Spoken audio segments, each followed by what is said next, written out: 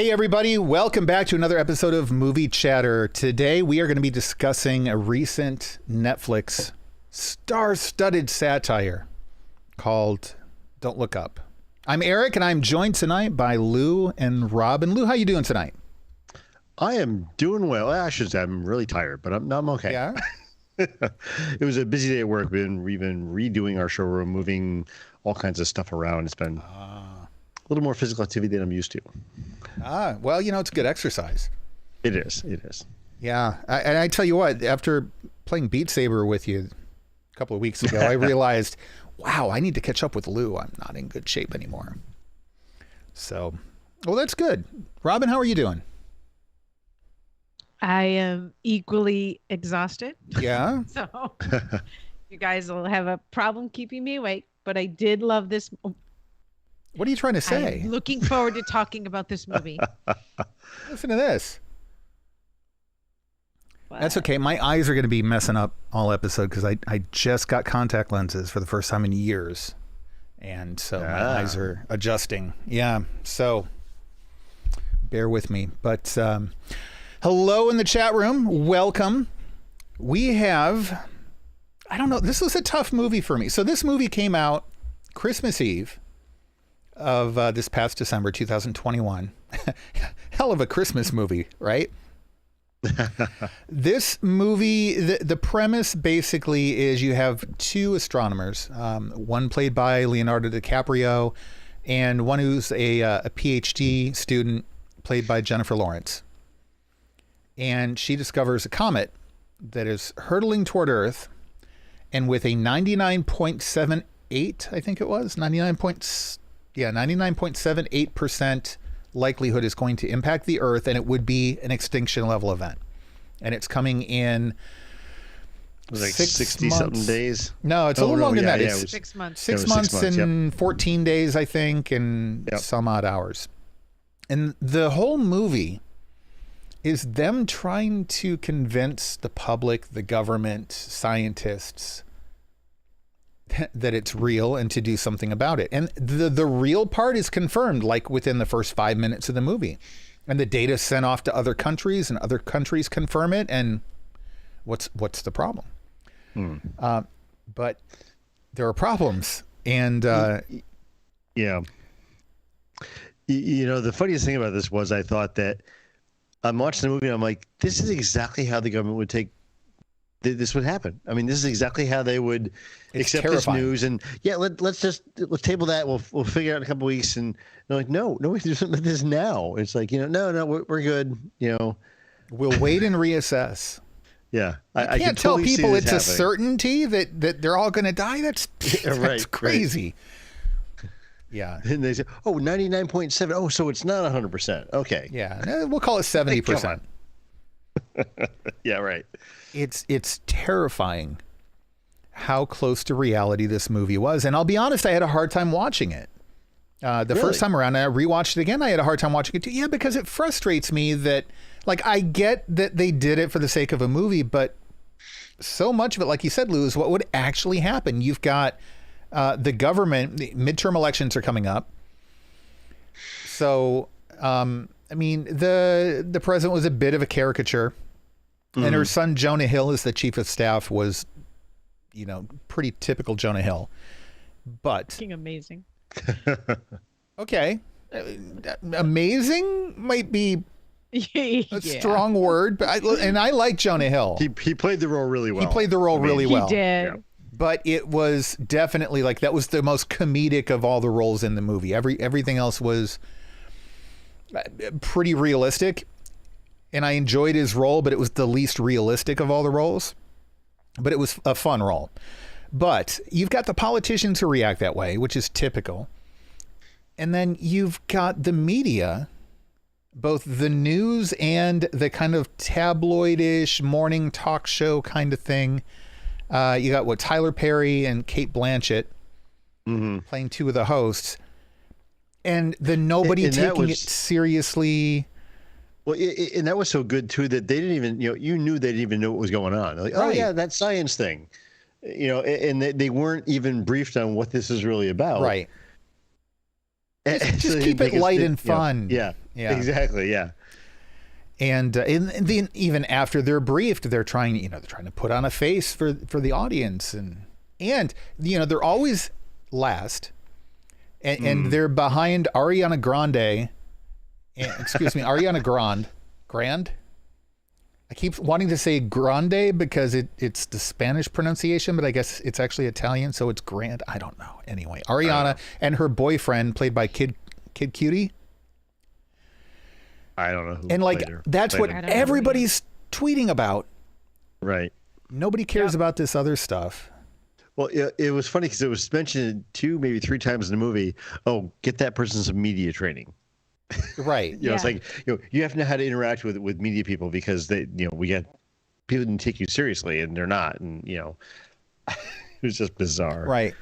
And then kind of the dichotomy between the two people who were jointly trying to get this done and then getting torn in 2 different directions by the media and the government. Yep. You've got the tech conglomerate, the Steve Jobs-ish person stepping in, played by Mark Rylance, I think, who's been in a lot of other stuff. He was in Ready Player One, I think. He played. Oh yeah, that's right. Yep.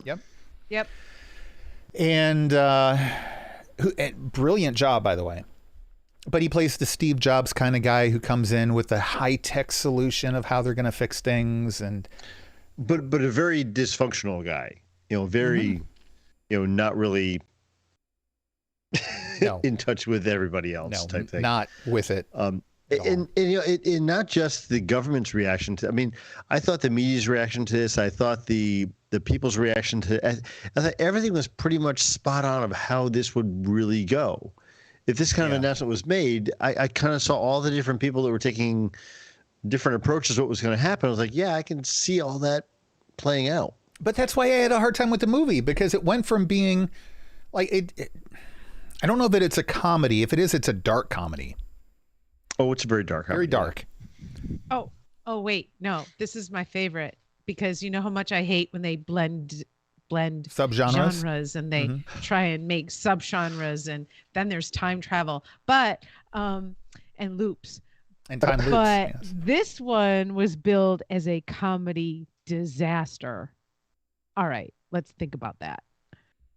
Better than being a disaster of a comedy. Now I'm just annoyed. Well, I mean, this is right up your alley, Robin. I mean, you know, you guys are, how would you guys, Are you saying I'm a comedic disaster? Thank you. No. Thank you. Wow. No. You're the one who said that we were going to put you to sleep.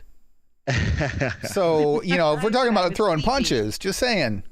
Well, let's step back a bit. I'm saying your husband works in disaster management. This is the biggest disaster management thing you could possibly manage. Exactly. And I remember Tim saying that he he thought aspects of that were fascinating in this movie too. Oh, absolutely. So, Robin, let's step back. Normally in this podcast, we give our initial thoughts. What were your initial thoughts? Did you like it? Did you not like it?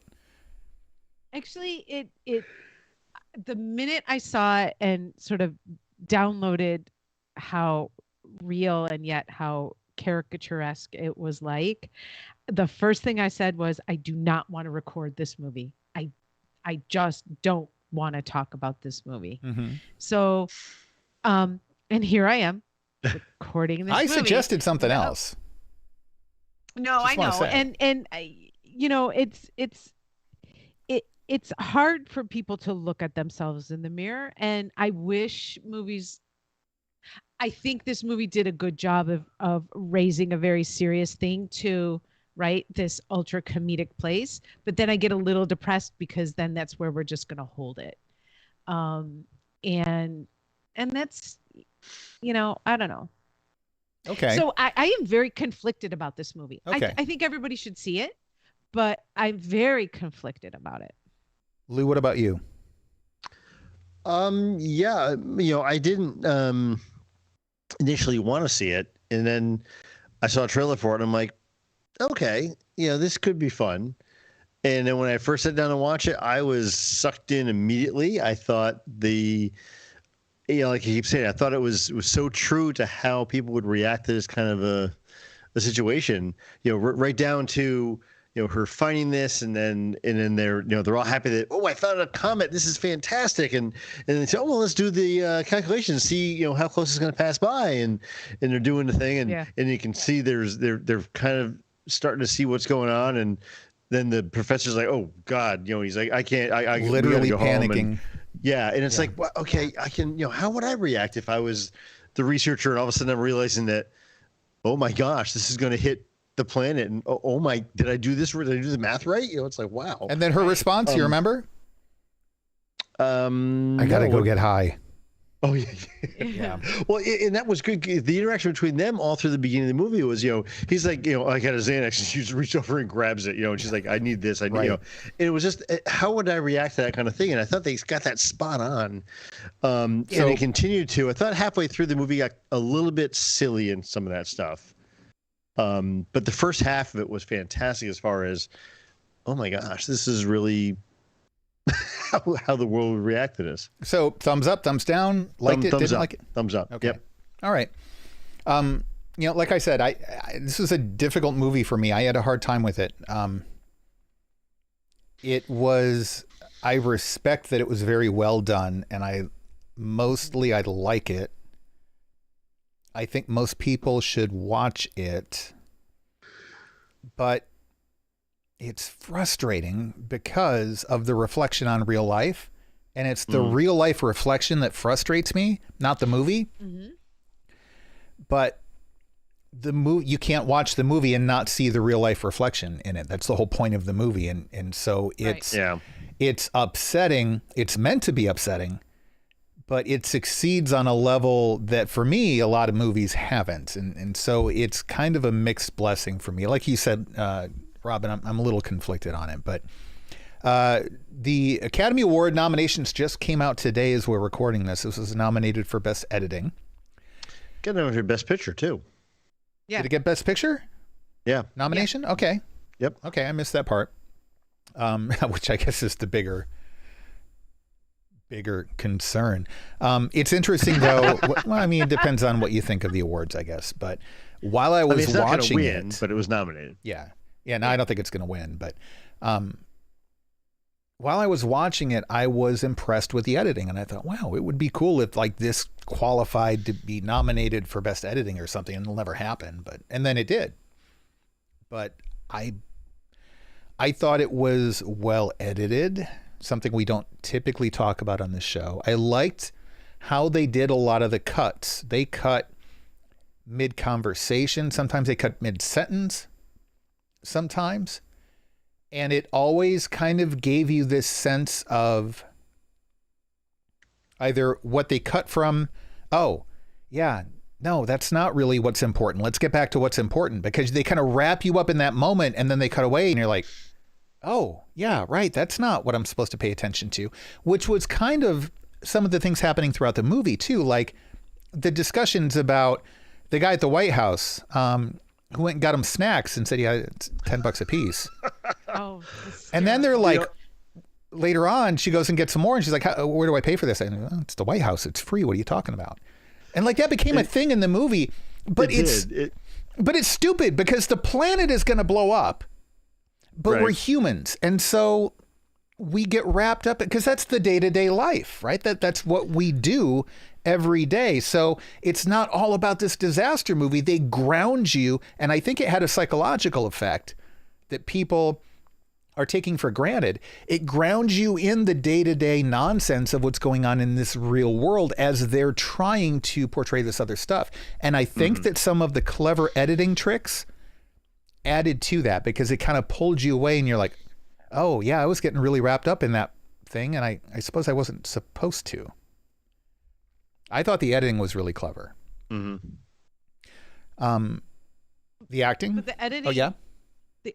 The editing perfectly underscored both the urgency and the ridiculousness of the movie. Absolutely. So that is what actually, I don't say this very often, but the editing, you could talk about it as a character. It drove, right? There's certain things that drive movies. Yep. And I do think that that was the outstanding part of it. It affected the storytelling. And you know, Yeah. Unique way. those kinds of things. Speaking of the storytelling, those kind of things made this unique. And Eric, you mentioned the thing about the snacks not being free and the guy charging for it. And when I first saw it, I'm like, that seems weird. I mean, that doesn't seem right. And then it came out later. And I'm like, okay. And then like later on, it's like, we're gonna have this big event. And she was giving she introduced Hellboy as the astronaut that was going to go Ron do Perlman. that. Yep. Ron Perlman, yeah. Ron Perlman. Go do the thing. And it's like, we just, breaking news. And it's like, okay, but it was all staged. It was like, how is this? Right. We're bringing you breaking news. We're going to cut right in and give you this thing. But no, we had this set up on a battleship and we had fireworks in the background. And I'm like, Right. yeah, I can kind of see that because, is people going to react to that? Do they realize that this wasn't really breaking news? It was, And not it a was fully single staged. character in the movie questioned any of that. Right. But I think that was on purpose. And that was brilliant the way they did that. I was like, that's fantastic. The writing in this was so clever, and the synergy between the writing and the editing and the writer, and it was the same writer and director, Adam McKay. I thought it was brilliant. And the acting, this is I'm not big into Leonardo DiCaprio, but this was one of my preferred performances of his. I don't know that I want to say favorite, but like he didn't feel like Leonardo DiCaprio to me. He felt like this character. See, and I'm not a big Leonardo DiCaprio fan, but I like a lot of stuff he does. Yeah, he's really good. Great actor. It's like I can't say like, oh yeah, but I'm like, no, he does a lot of really good stuff. Oh, and he he's does. a good actor when he does it. I'm like, this is, he's got a bad rap from when he was younger. Yeah, I think. Romeo and but Juliet. He's done some amazing stuff. Yeah. Okay, but see, I used to not like him. And here's one thing that you can find fault with me on, because, many people find faults, but it's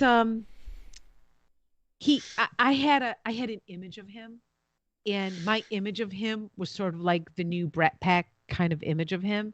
And then I learned more about him as a human, and then I actually started to watch his movies differently.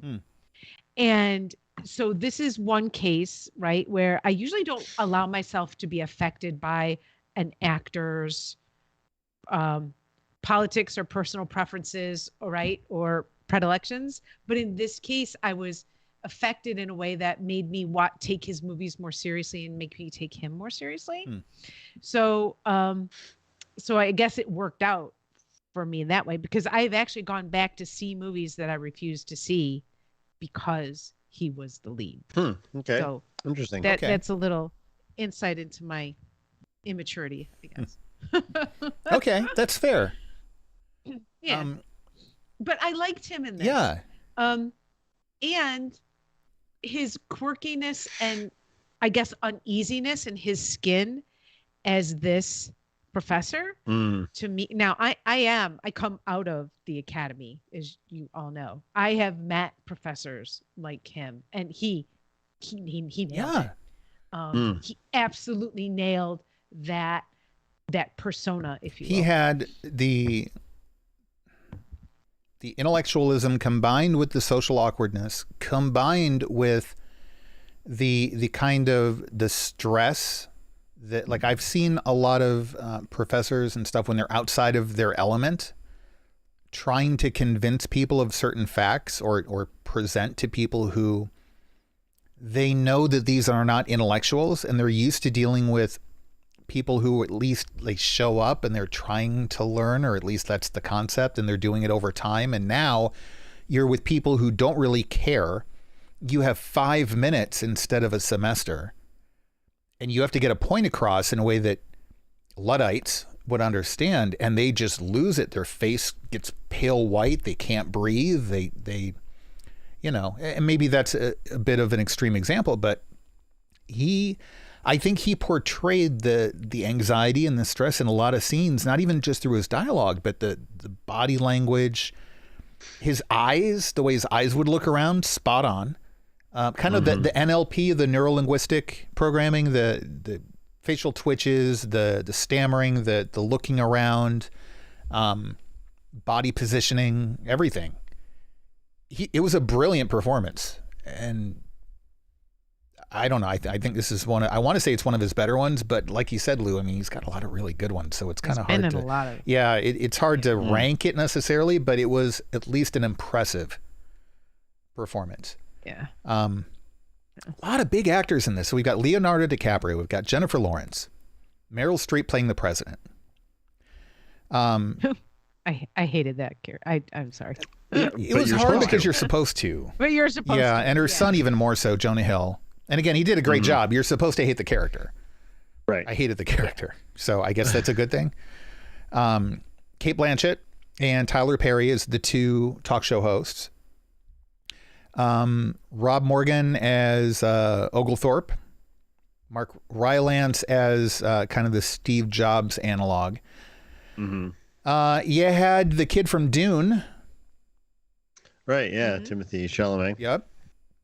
You mentioned Ron Perlman, Ariana Grande, Kid Cutie. Himesh Patel was in it.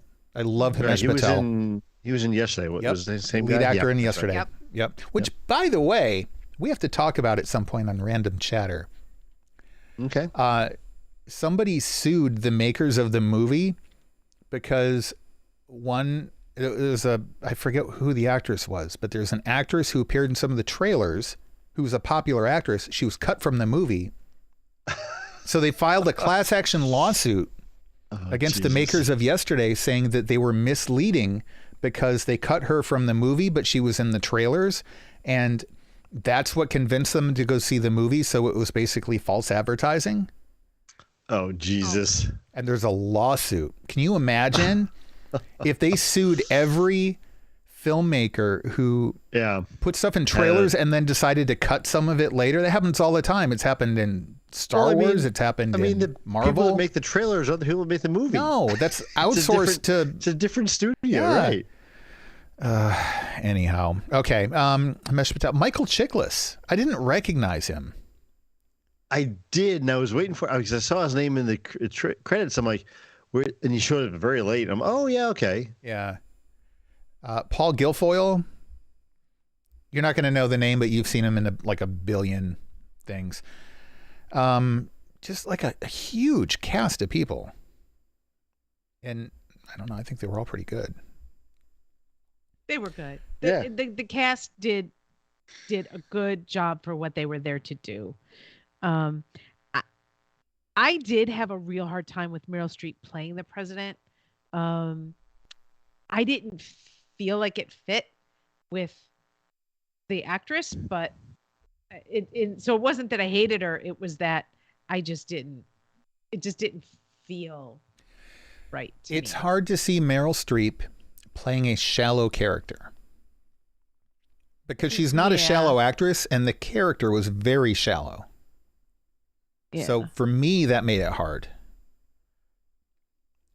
I don't know. I would say she and Jonah Hill were the two hurdles in the movie, not of their own fault. But what else do we want to talk about on this one? I mean, we could spend hours talking about the sociological implications of all this stuff that's in the film. It's to me, it's terrifying that this is how it would actually play out. Like, I was disturbed when I stopped watching the movie, and it was predictable. And by the way, there is a mid-credit scene and a post-credit scene. I was kind of like in a weird mental state after watching this. Like, I went to bed that night and I'm just laying there like, I felt, I don't know, violated is too strong a word, but like I felt like blah. Because this is exactly like, if we have something like this happen, and it's bound to happen. It's a random sort of thing. It could happen anytime. It's happened before on the planet, right? So it's not a question of if, it's a question of when. Yeah. And it might be millions of years, or it might be next week. Like, but, so here's what I think they did right. They allowed the main characters in this film, Leonardo DiCaprio's character, and I'm going to grab it in a minute. Oh, Dr. Randall Mindy. Sorry, I've got IMDb up here on my iPad. Yeah. Dr. Mindy and Kate Blanchett, I mean, it allowed them growth. So it allowed for some characters' growth and maturity, and and even that as a minor message, if you will, that secondary message to me was the most important message of the film, right? And I think that was brilliant. It was shot brilliantly. It was cinematically captured brilliantly, right? I'm glad they didn't stop the film after that scene, but they could have. Yeah. And you might have felt a little better. I don't know. Yeah, maybe.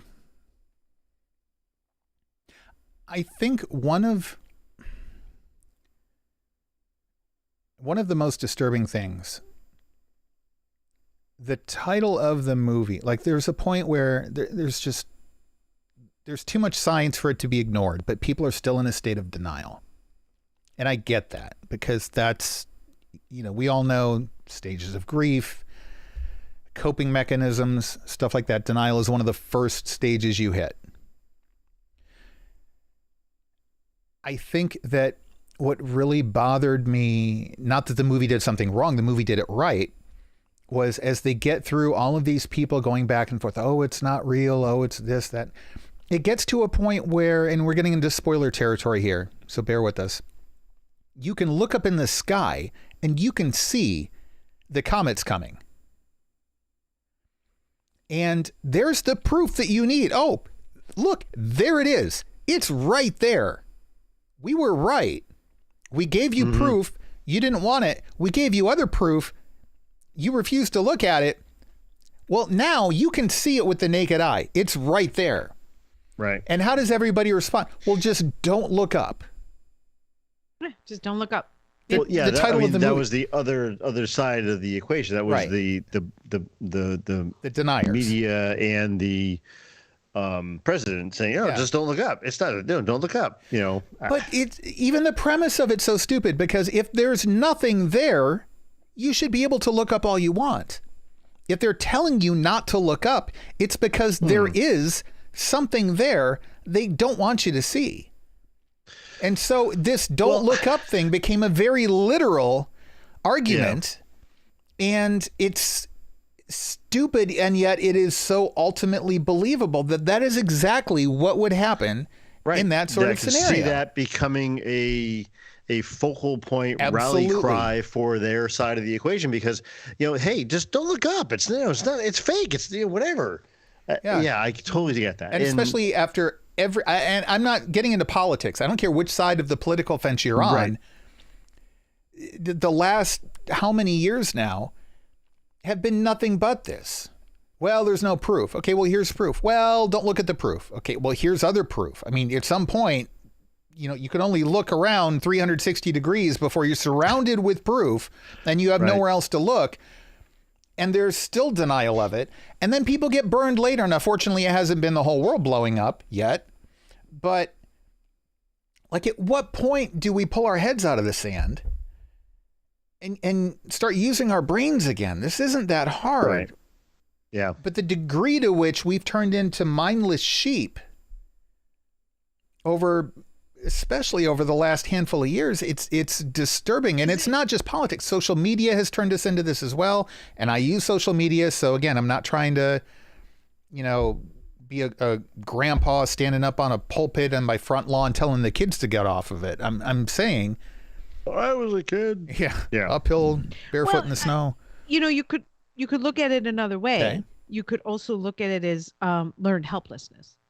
I mean, these concepts are too big for one mind to get your mind around, and I think that's where we as humans, that's where we are today. We know so much more than we have ever known. And at some point you can't look up anymore. You just have to breathe and live, Yep.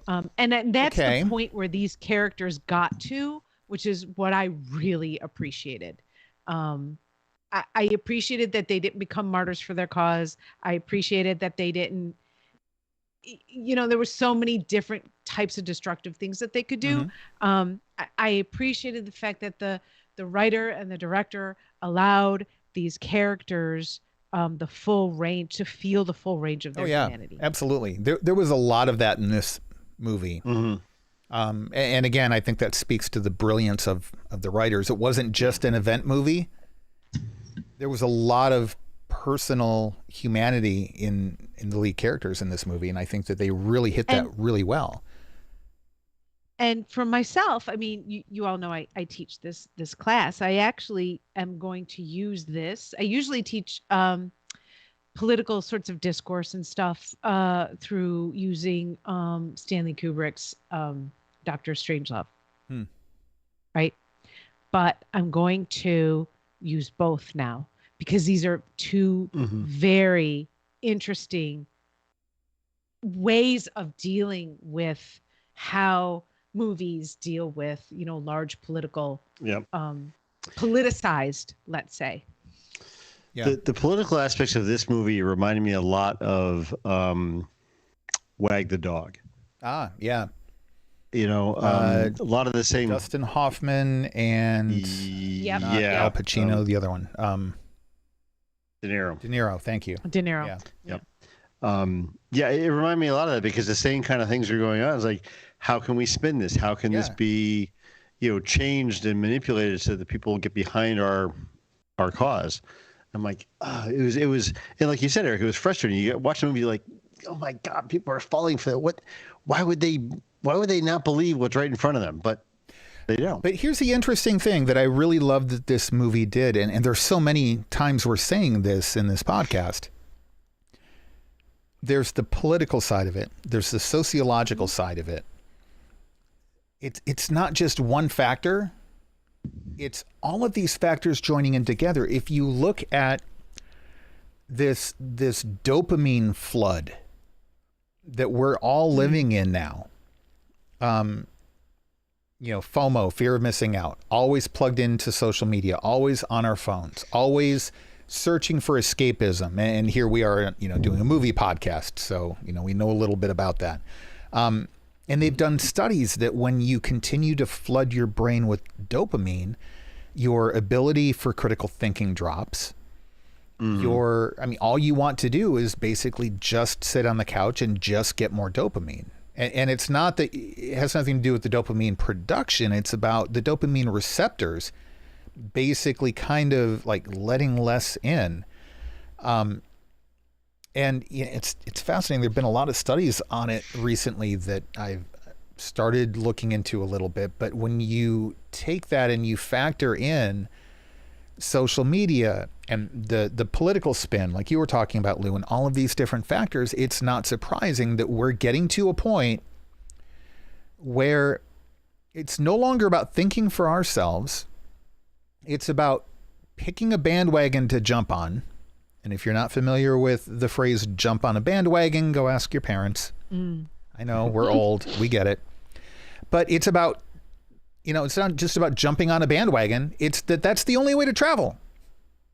You pick a bandwagon and you jump on it, and it's all about which one hits the emotions you want at the time. It's not about thinking. It's about the emotions. And we've gotten to that point now where as long as our emotions are getting fed the way we want them to be fed, we don't give a crap about anything else. And it's terrifying. And this movie really just puts it right there on your lap in a harsh way, in a comprehensive way. It's rough. It's good. It's a brilliant movie. But again, that's why I found it a little difficult to process, because it's like, how do we get, there are ways to get out of this as a society, but right now we're kind of in this funk. It's like, how do we get out of it? And now we're talking about things like, monitoring social media, the social media companies having a little bit more of a hand in having to police themselves, and the whole thing with Spotify and Joe Rogan and all that kind of stuff going on. And, you know, we're getting to a point now where we're starting to look at what kind of effect these sorts of things are having. But it's going to take time and awareness, for which I'm grateful for this movie too. But and then there's the ending. Do we want to spoil the ending, or do we want to just let people discover it on their own? I think we should talk about it. I mean, they can pause and come back after they watch the movie if they're intrigued enough to see it by what we've discussed so far. Yeah. Which ending? The one I like, or the one that just played itself out and into stupiddom? Well, The one the filmmakers chose. Which you may have to explain that one. I know exactly what you're talking about, but you need to help the audience, and I'm just going to listen let's talk about 'em, yeah. politely. But I already know. But explain it for everybody else. Look, you can't have a movie that is forecasting and, you know, has this trajectory towards the entire planet blowing up and leave the planet intact. You got to have the entire planet blowing up. Well, they right? did. Right. Yeah. And then they went into stupiddom. That's all I can Which No, one? I Are you thought talking that about the was post-credit awesome. scene? Yeah. Okay. They should have stopped the movie The mid-credit scene was where I needed it to stop. entertaining. The post-credit scene was dumb. So the mid-credit scene was which one? Now I'm drawing. a That's blank. where the colonists land on the other planet. And she Okay. gets Yeah. Killed And the by character the- whose death was predicted Yeah. gets killed by the gets thing killed that... way. Well, he Yeah. named it that because that's what He it was named that it killed that, her. Yeah. Right. But I mean, he wasn't That's wrong. just, I'm sorry. No, he wasn't wrong. Yeah, but the very, very post-credit scene, that was a little like, okay, that's not going to happen. So, but did I when you had so see much that? realism throughout the whole movie, having that little bit of just nonsensical non-realism, I don't know. I'm not Like, sure okay. I'm not sure Go I ahead, saw Eric. the very Explain it for Lou. Go last ahead, scene. explain it for Lou. Oh. I'm not sure if I did. Or not. Oh, What was yeah. it? There's a post-credit scene, the very tail end of the credits, before the international credits. But Jonah Hill's character crawls out from like Yeah. under a Oh, rock, yeah. Okay. Yeah. Yeah, Okay. he's yeah. the last man Yeah. on Earth. Yeah. Yeah. Yeah. I did see. Okay. Yeah. and then he can't get a cell signal. Right. Yeah. Like I said, it veered towards stupiddom. Like they had the train going. But it fits so And well then with it what was just- going So on. just stop when the credits yeah, roll. I know. I mean, it was, yeah. but I mean, it was to the point of the characters that's what they would do, and it's like, yeah, I can see this Mhm. dummy doing this. You know, I'm like, Yeah. Wow. So tough movie, but can't fix stupid. no. Which may be the whole point of this movie. Yeah. All right. I don't have anything else. Do you guys have anything else on this?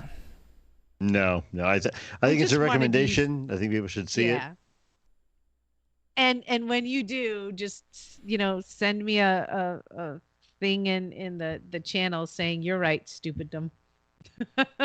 It's stupiddom. Yeah. It's a brilliantly made movie. It checks off all the boxes. I mean, it really is probably one of the best movies of last year. It's not my favorite movie of last year, again, because it's so hard to watch. But yeah, it's a very powerful movie, if nothing else, and brilliantly executed. One of the best crafted movies of last year. Yes. So definitely. check it out. Again, it's on Netflix. It's free. It's rated R. And it's a good pick. So next week, I don't know what we're going to cover. We have a bit of a secret project we've been teasing for a while now. And it may be starting next week. It may be starting the week after. But when it starts, you will find it right here on this podcast feed, on this YouTube channel. And then we will fill you in as we go along. So we're going to leave it there for this episode of Movie Chatter. If you wouldn't mind, throw some comments down on the page below here on YouTube and let us know what you thought of the movie.